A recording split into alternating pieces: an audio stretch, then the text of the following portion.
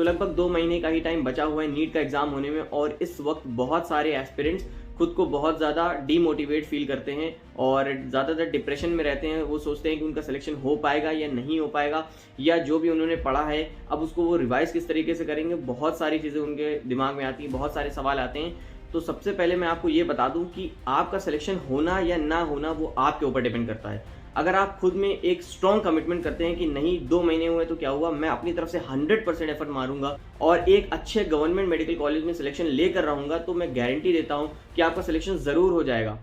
तो अगर आप रेडी हैं अपना 100% एफर्ट लगाने को, तो ही आप इस वीडियो को आगे देखिएगा, क्योंकि अब आपको उस बंदे से कंपटीशन करना है जिसने लगभग 2 साल अपनी जी जान लगा के मेहनत करी है, और आप अब उसके साथ जब कंपटीशन में बैठने जा रहे हैं तो ज़रूरी है कि आप भी इस वक्त अपना फुल एफर्ट मारें ताकि आपको भी एक अच्छी गवर्नमेंट मेडिकल सीट मिल सके। अब आपको करना क्या क्या है इस टाइम पर, आपके लिए ज़रूरी ये है कि आप अपने रिसोर्सेज को लिमिटेड करें।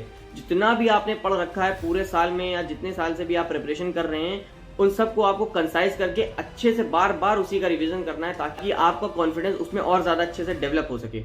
इस टाइम पर आपके पास बहुत सारे ऑप्शंस खुले हुए होंगे। ऑफलाइन कोचिंग्स में भी बहुत सारे रिवीजन प्लान्स स्टार्ट हो गए होंगे और ऑनलाइन में भी बहुत सारे चैनल्स ओपन हो गए होंगे रिवीजन करवाने के लिए। तो आपको अब थोड़ा कंफ्यूजन हो रहा होगा कि आप फॉलो किसको करें, या जो आप प्रीवियस फॉलो करते आ रहे थे क्या वही फॉलो करना ठीक होगा। तो मैं आपको बता दूं कि अगर आप जो अभी तक फॉलो करते आए हैं उससे अगर आप 100% सेटिस्फाई हैं और आपके मार्क्स भी ठीक ठाक अच्छे आ जा रहे हैं, तो मैं कहूँगा आप उसी को ही फॉलो करिए। या वो लोग जिन्होंने अभी तक सही से कोई भी चीज़ों को फॉलो नहीं किया था या इधर उधर बहुत सारी मल्टीपल कोचिंग्स को वो फॉलो करते आ रहे थे, तो मैं कहता हूँ कि अब बस एक को पकड़ लो और उसको लास्ट तक फॉलो करो। अगर कुछ नहीं किया तो मैं आपको प्रिस्क्राइब करता हूँ आप उम्मीद बैच को फॉलो कर सकते हैं। मैंने बिल्कुल लास्ट में जाकर उम्मीद बैच को फॉलो करना स्टार्ट किया था, तो उस टाइम पर मुझे ये लग रहा था कि काश मैंने इसको और पहले से ही स्टार्ट कर दिया होता तो आज मेरी प्रिपरेशन का लेवल और ज़्यादा अच्छा होता। तो इसीलिए मैं आपको बोलता हूं कि अभी भी कुछ नहीं बिगड़ा है। अगर आप अभी भी कुछ नए रिसोर्सेज को इस्तेमाल करना शुरू करते हैं तो आप बस एक को पकड़ लीजिए और उसको लास्ट तक लेके जाइएगा, और बिल्कुल भी इधर उधर डाइवर्ट नहीं होना है, सिर्फ एक को ही फॉलो करना है। आप पुराने जो उम्मीद बैच हैं उसको भी फॉलो कर सकते हैं, या नई जो आने वाले हैं या आ गए हैं उनको भी आप फॉलो कर सकते हैं। सबसे पहले आपको डेली टारगेट्स को सेट करना है, उसमें तीनों के तीनों सब्जेक्ट्स इंक्लूड होने चाहिए, फिजिक्स, केमिस्ट्री और बायोलॉजी। और ट्राई आपको ये करना है कि हर एक सब्जेक्ट में रोज एक चैप्टर तो कंप्लीट होना ही चाहिए, मतलब पर डे आपके 3 चैप्टर्स तो एटलीस्ट होने ही चाहिए। बायोलॉजी में आप और ज्यादा कर सकते हैं क्योंकि उसमें कोई न्यूमेरिकल तो प्रैक्टिस करना नहीं होता है, सिर्फ आपको एनसीईआरटी की ही रीडिंग करनी होती है। तो आपको ये करना है, आपने टारगेट ले लिया हर एक सब्जेक्ट में एक चैप्टर का।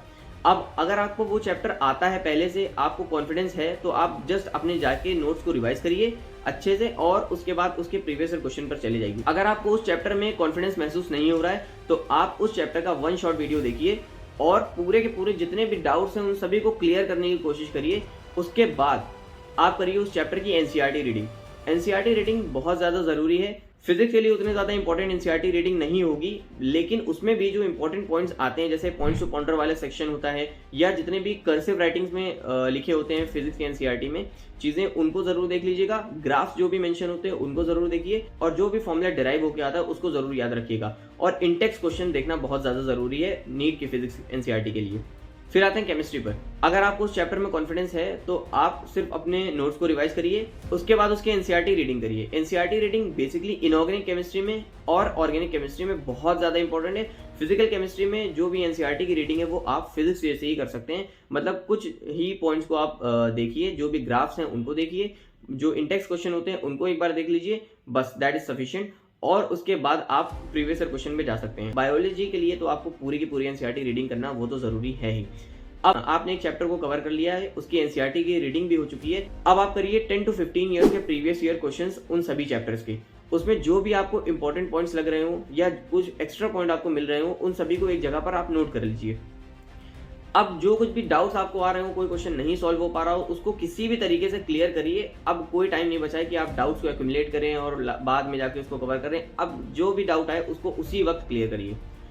जो भी चैप्टर आपने टारगेट में लिया था उसके आप शॉर्ट नोट्स बनाना चाहें तो बना सकते हैं। फिजिक्स के लिए मैं नहीं बोलूंगा, लेकिन हाँ फिजिक्स में आप फॉर्मूला शीट जरूर बना लीजिएगा। फॉर्मूला शीट मैंने खुद बनाई थी और लास्ट टाइम पे मैंने उसको बहुत ज़्यादा हेल्पफुल पाया था। मैं सिर्फ लास्ट टाइम पर जब भी मैं मॉक टेस्ट देने जाता था तो उस चैप्टर की जस्ट फॉर्मूला शीट ही रीड करके चला जाता था।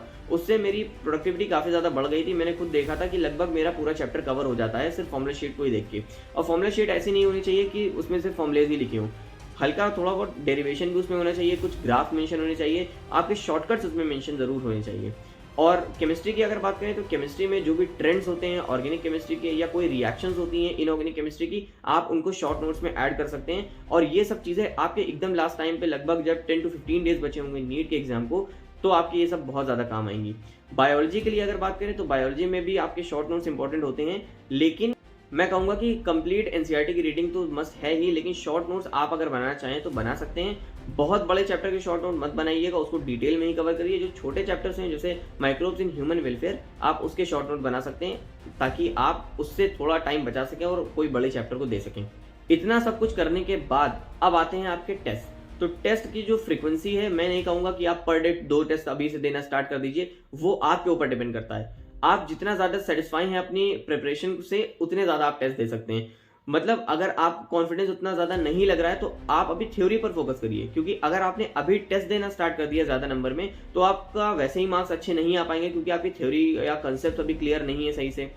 तो जब मार्क्स कम होने लगेंगे तो उसकी वजह से आपका कॉन्फिडेंस और कम हो जाएगा। तो ये नहीं करना है कि दूसरों को देखकर बहुत ज़्यादा नंबर में टेस्ट देने लगे और डिप्रेस हो गया, ऐसा बिल्कुल मत करिए। और टेस्ट देने के बाद अपनी मिस्टेक्स को एनालाइज करना बहुत ज़्यादा ज़रूरी है इस पॉइंट ऑफ टाइम पे, क्योंकि अगर आपने अब अपनी मिस्टेक्स पर वर्क नहीं किया तो फिर आपका सिलेक्शन नहीं हो पाएगा।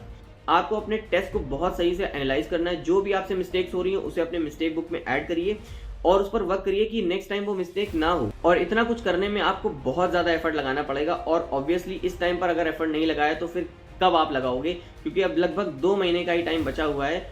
अब बिल्कुल ये डिसाइड कर लो कि मुझे इस बार नीट को फोड़ना ही है, मुझे गवर्नमेंट मेडिकल सीट अब लेनी ही है। अपने आप से 100% ये कमिटमेंट कर लेना कि ये मेरा लास्ट अटेम्प्ट होने वाला है और इस अटेम्प्ट में मैं अपना 100% लगा दूंगा और एक अच्छे गवर्नमेंट मेडिकल कॉलेज की सीट मैं ज़रूर पाऊंगा। और जितनी भी चीज़ें मैंने आपको इस वीडियो में बताई हैं उसको आप प्रॉपरली फॉलो करिए और बिल्कुल डिसिप्लिन रहकर अपनी प्रिपरेशन को जारी रखिए आगे, और होपफुली आपको ज़रूर एक अच्छे गवर्नमेंट मेडिकल कॉलेज की सीट मिल जाएगी। तो इतना ही कुछ था आज की इस वीडियो में। All the very best.